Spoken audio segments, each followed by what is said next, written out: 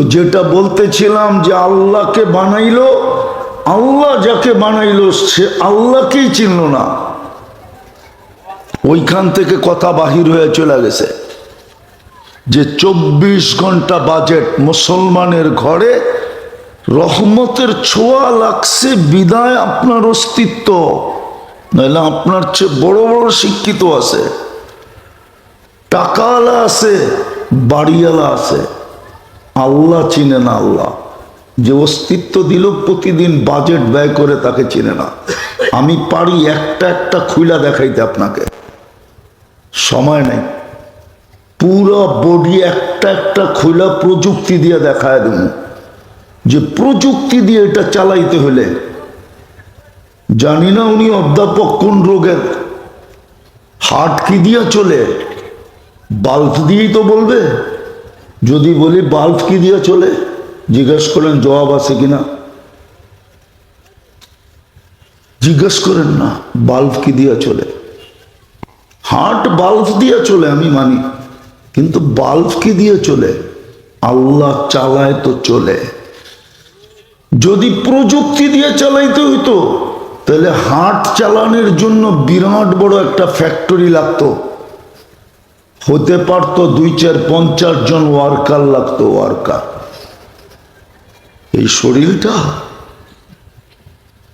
সারা দুনিয়ার চোখের ডাক্তারকে নিয়ে আসুক না শ্রীপুরালারা, আর জিজ্ঞাসা করুক শত শত বৎসর লক্ষ লক্ষ ডাক্তারের গবেষণা, এতটুকু একটা চোখ কোন পর্যন্ত গেল, জিজ্ঞাসা করেন তো কোন পর্যন্ত গেল।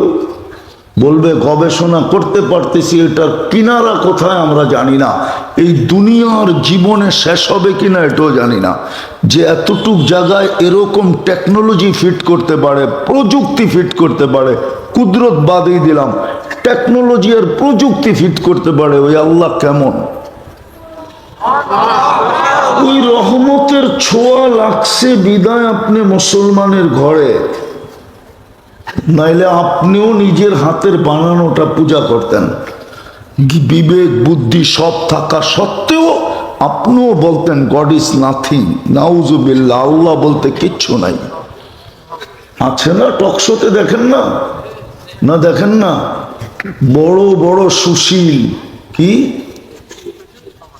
বড় বড় সুশীল, আল্লাহ তো আল্লাহ ইচ্ছা স্বাধীনতা দিয়েছেন দেখা মুস্কি মুস্কি হাসে, কিচ্ছু বলে না। ইচ্ছা স্বাধীনতা যদি যুবককে না দিত, নারী পুরুষ আমাদেরকে ইচ্ছা স্বাধীনতা না দিতেন, 24 ঘন্টা বাজেট ব্যয় করবে আপনার উপরে আর আপনি চলবেন আল্লাহর বিরুদ্ধে, ইম্পসিবল ছিল। আল্লাহকে খুঁটি ছাড়া যে আকাশ দাঁড় করায় রাখছে। যখন কোরআন বা কোরআনই কথা শোনো, পরিপূর্ণ মনোযোগ দিয়ে শোনো। দ্বিতীয় আল্লাহর আদেশ হলো আং সিতু, পরিবেশটাকে বিলকুল নিচুম রাখো, লাআল্লাকুম তুরহামুন, তাইলেই কিন্তু রহমতের ছোঁয়া লাগবে। পরশ পাথর প্রবাদ বাক্যে আছে, কিন্তু বাস্তবে দুনিয়াতে কোনো পরশ পাথর নাই। যদি থাকতো তাহলে দুনিয়ার কোনো মিউজিয়ামে পাওয়া যেত। দুনিয়ার কোনো মিউজিয়ামে আজ পর্যন্ত নাই যে লোহায় লাগাইলে সোনা হয়ে যায়,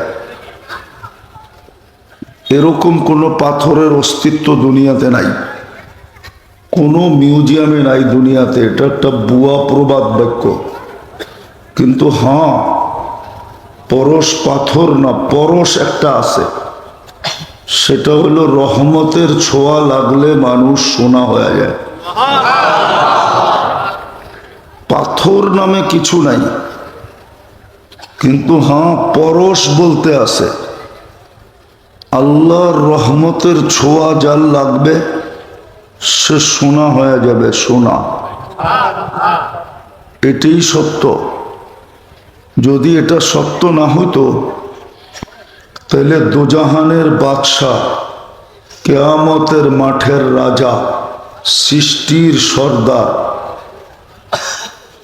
সৃষ্টিরও রাজা, সমস্ত নবী রসুলের রসুল, সমস্ত নবী রসুলের ইমাম, উনি কোনোদিন বলতেন না ইল্লা আইয়াতা গাম্মাদানি আল্লাহু বিরহমাতি, আল্লাহর রহমতের ছোঁয়া যদি আমার না লাগলো। এটা বুখারী শরীফে আছে, বুখারী শরীফে, ইল্লা আইয়াতা গাম্মাদানি আল্লাহু বিরহমাতি, আল্লাহর রহমতের ছোঁয়া যদি আমার না লাগে তাইলে আমারও চলবে না। আমি চলমান হওয়ার জন্য রহমতের ছোঁয়া লাগবে।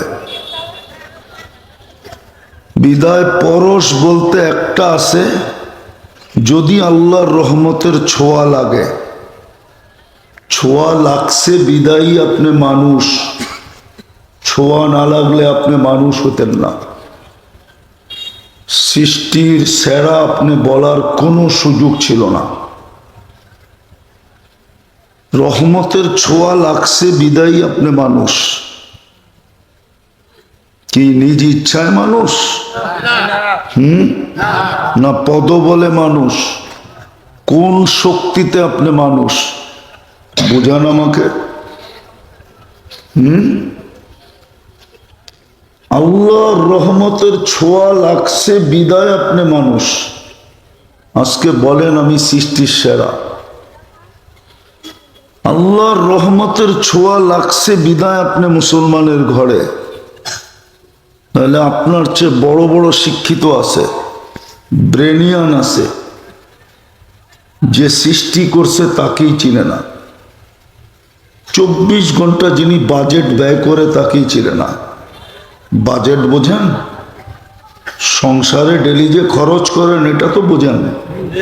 আপনার আমার উপরে যে আল্লাহ খরচ করে এটা বোঝেন না। দেখামু দুই একটা। পানির বোতল কত দাম? কয় লিটার? যদি অক্সিজেন ডেলি কিনা ব্যবহার করতে হতো পানির দামে, এটা 1/2 লিটার 20 টাকা। 1 লিটার কত? যদি ডেলি অক্সিজেন কিনা ব্যবহার করতে হতো কি করতেন?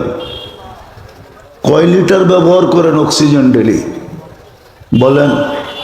550 লিটার ব্যবহার করেন। 40 টাকা দিয়ে পূরণ দেন, 550 দেন না? মোবাইল তো আছে লোকে, রাগ হয়ে যাবেন। শ্রীপুরের মানুষ তো দেন না। 50 বছর আগের থেকে তো জমির দাম 1000 গুণ বাড়ছে। দেন, লাগান, দেন। আরে দেন না, দেখেন না কয় টাকা হয়। 22,000 টাকা ডেলি দিতে হতো শুধু অক্সিজেনের বিল।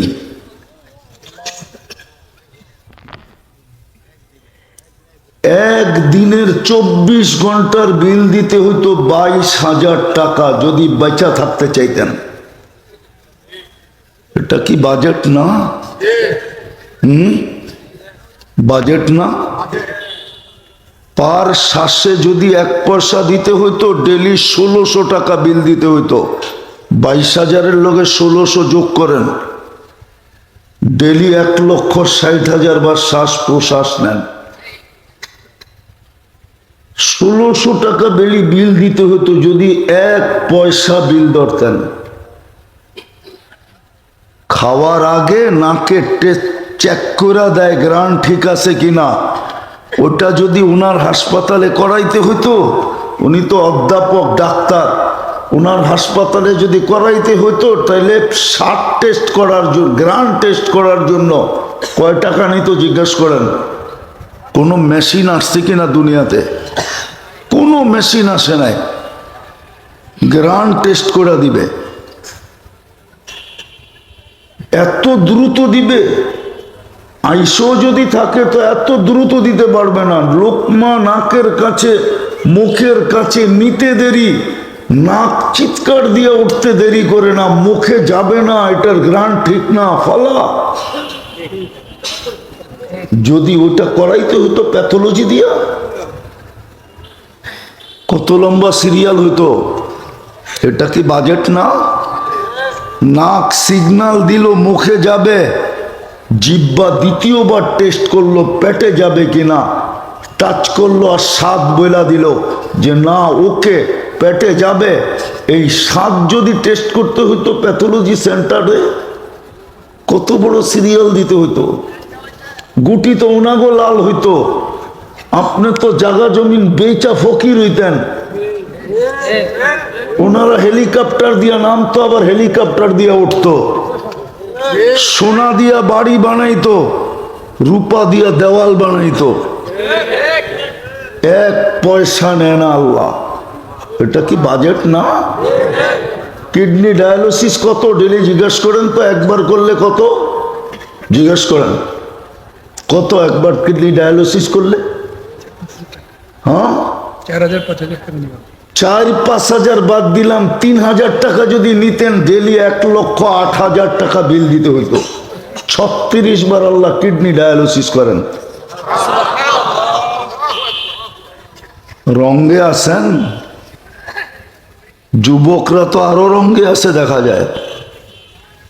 চুলের স্টাইল দেখলে, চলার স্টাইল দেখলে, কথার স্টাইল দেখলে, কাপড় চুপড়ের স্টাইল দেখলে, তো যেটা বলতেছিলাম রহমতের ছোঁয়া লাগছে বিদায় আপনি মানুষ, রহমতের ছোঁয়া লাগছে বিদায় আপনি মুসলমান। যদিও ইসলামের দাম আপনার কাছে নাই, যদি থাকতো তাহলে ইসলামের ছাপও থাকতো, ছাপ ইউনিফর্ম থাকতো। ইসলামের ছাপ নাই, না যুবকের ভিতরে আছে, না নারীর ভিতরে আছে, না পুরুষের ভিতরে আছে, না শিক্ষিত লোকগুলার ভিতরে আছে। যেটি সবচেয়ে বেশি আলোকিত, ওগুলা সবচেয়ে বেশি অন্ধকার। তো যেটা বলতেছিলাম যে আল্লাহকে বানাইলো, আল্লাহ যাকে বানাইলো সে আল্লাহকেই চিনল না। ওইখান থেকে কথা বাহির হয়ে চলে গেছে যে 24 ঘন্টা বাজেট মুসলমানের ঘরে, রহমতের ছোঁয়া লাগছে বিদায় আপনার অস্তিত্ব। নাহলে আপনার চেয়ে বড় বড় শিক্ষিত আছে, টাকাওয়ালা আছে, বাড়িওয়ালা আছে, আল্লাহ চিনে না। আল্লাহ যে অস্তিত্ব দিল প্রতিদিন বাজেট ব্যয় করে তাকে চিনে না। আমি পারি একটা একটা খুইলা দেখাইতে, আপনাকে সময় নেই।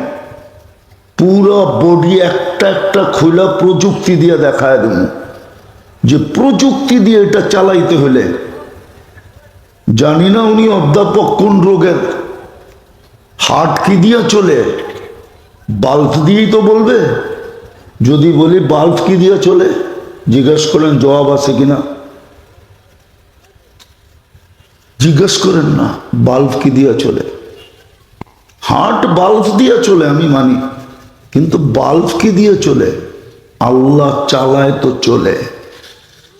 যদি প্রযুক্তি দিয়ে চালাইতে হইতো তাহলে হার্ট চালানোর জন্য বিরাট বড় একটা ফ্যাক্টরি লাগতো, হতে পারতো 2-4-50 জন ওয়ার্কার লাগতো, ওয়ার্কার। এই শরীরটা সারা দুনিয়ার চোখের ডাক্তারকে নিয়ে আসুক না শ্রীপুরালারা, আর জিজ্ঞাসা করুক শত শত বৎসর লক্ষ লক্ষ ডাক্তারের গবেষণা, এতটুকু একটা চোখ কোন পর্যন্ত গেল? জিজ্ঞাসা করেন তো কোন পর্যন্ত গেল? বলবে গবেষণা করতে পারতেছি, এটার কিনারা কোথায় আমরা জানি না, এই দুনিয়ার জীবনে শেষ হবে কিনা এটাও জানি না। যে এতটুক জায়গায় এরকম টেকনোলজি ফিট করতে পারে, প্রযুক্তি ফিট করতে পারে, কুদরত বাদই দিলাম, টেকনোলজি আর প্রযুক্তি ফিট করতে পারে, ওই আল্লাহ কেমন? ওই রহমতের ছোঁয়া লাগছে বিদায় আপনি মুসলমানের ঘরে, নাইলে আপনিও নিজের হাতের বানানোটা পূজা করতেন। বিবেক বুদ্ধি সব থাকা সত্ত্বেও আপনিও বলতেন গড ইজ নাথিং, নাউজুবিল্লাহ, আল্লাহ বলতে কিচ্ছু নাই। আছে না টকশোতে, দেখেন না? না দেখেন না? বড় বড় সুশীল, কি বড় বড় সুশীল। আল্লাহ তো আল্লাহ ইচ্ছা স্বাধীনতা দিয়েছেন দেখা মুস্কি মুস্কি হাসে, কিচ্ছু বলে না। ইচ্ছা স্বাধীনতা যদি যুবককে না দিত, নারী পুরুষ আমাদেরকে ইচ্ছা স্বাধীনতা না দিতেন, 24 ঘন্টা বাজেট ব্যয় করবে আপনার উপরে আর আপনি চলবেন আল্লাহর বিরুদ্ধে, ইম্পসিবল ছিল। আল্লাহকে খুঁটি ছাড়া যে আকাশ দাঁড় করায় রাখছে, দুনিয়ার থেকে 13 লক্ষ গুণ বড় সূর্যটাকে বাসমান রাখছে। আপনার দুনিয়াটাও মহাশূন্যে বাসমান, 66,000 মাইল গতিতে দৌড়াইতেছে, কিন্তু আপনার গায়ে একটু বাতাসও লাগে না। দুনিয়া সূর্যের পিছে 66,000 মাইল পার ঘন্টায় দৌড়াইতেছে। মোটর সাইকেলে শুধু হেলমেট কেন পড়ে? শুধু মাথার জন্য?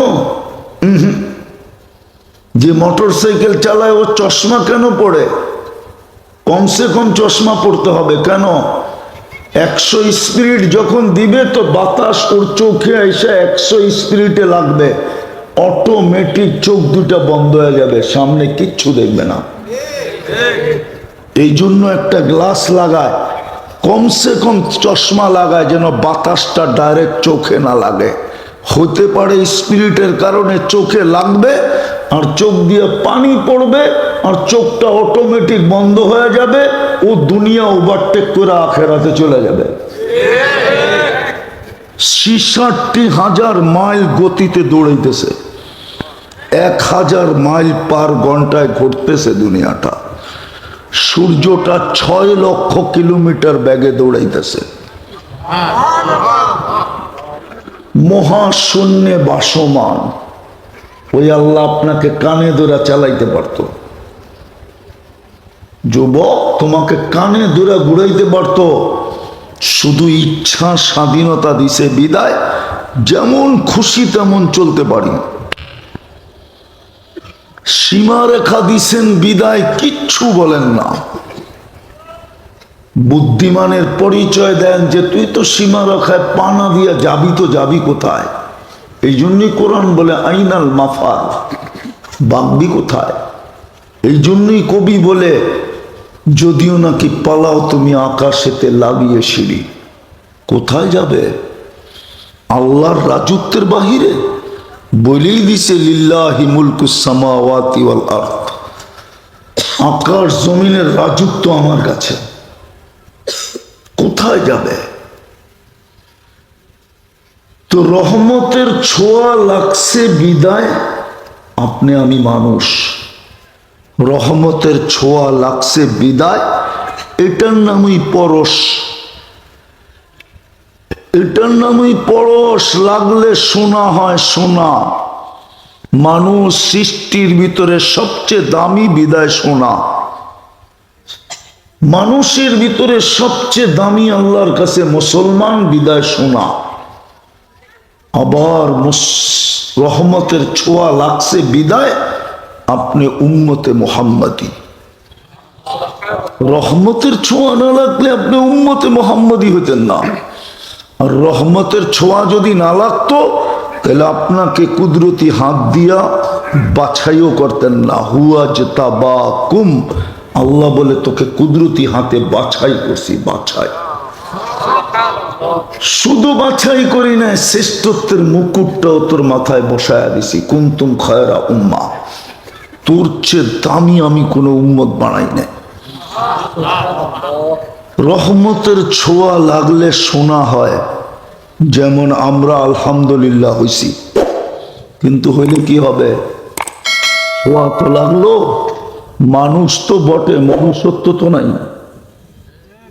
হ্যাঁ, মনুষ্যত্ব যদি থাকতো তাহলে এক জমিন 3 বার বেচে কি করে? না শ্রীপুরে বেচে না, হ্যাঁ, না এই পর্যন্ত বেচে নাই। মনুষ্যত্ব যদি থাকে তো এক জমিন 3 বার বেচে কি করে? রাগ হয়ে গেলেন? আমি চাই আপনারা দাওয়াত আমাকে না দেন, উনি আমাকে শ্রীপুর বলে নাই, তাহলে আমি আসতাম না, নাই করে দিতাম। উনি শ্রীপুর বলে নাই, গাজীপুর বলছে। জিজ্ঞেস করেন সামনে বসা, উনি বলছে গাজীপুর। উনি টেকনিক খাটাইছে। মানুষ যদি মানুষত্ব থাকতো তাহলে এক জমিন তিনবার বেচে কি করা? এটার নাম মানুষত্ব। রহমতের ছোঁয়া তো লাগলো, চাইলো তো সোনা বানাইতে, কিন্তু মানুষ তো হলাম, মনুষ্যত্ব তো নাই। আছে মনুষ্যত্ব? একটা দেখাইলাম, রাগ হয়ে গেলেন মনে হয়। 100টা দেখা যায়, মনুষ্যত্ব কোথায়? মানুষ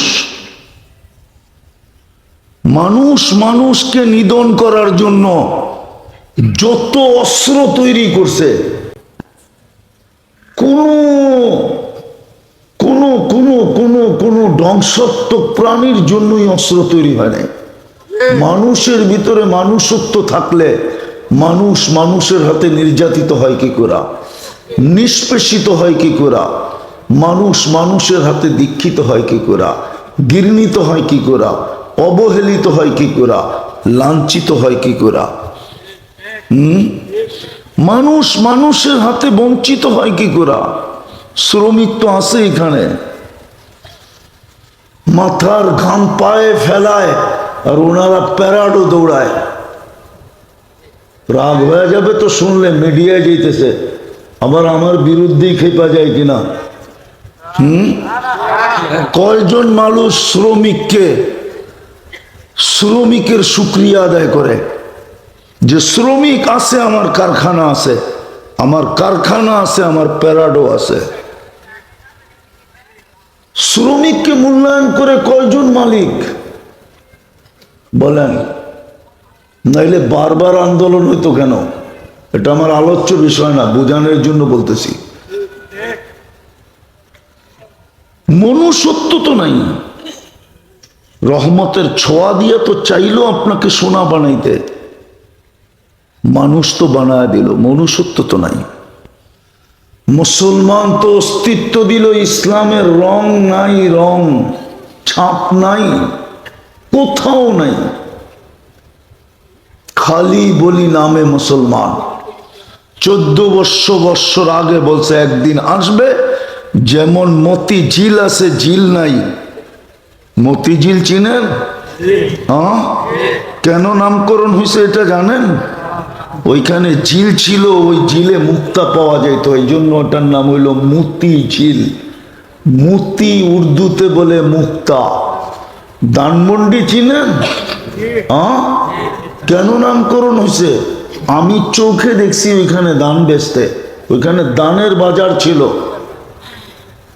জিগাতলার লেক খাল দিয়ে আইসা ধানের নৌকা লাগতো, ওইখানে ধান বিক্রি হতো, ওই জন্য ওটার নাম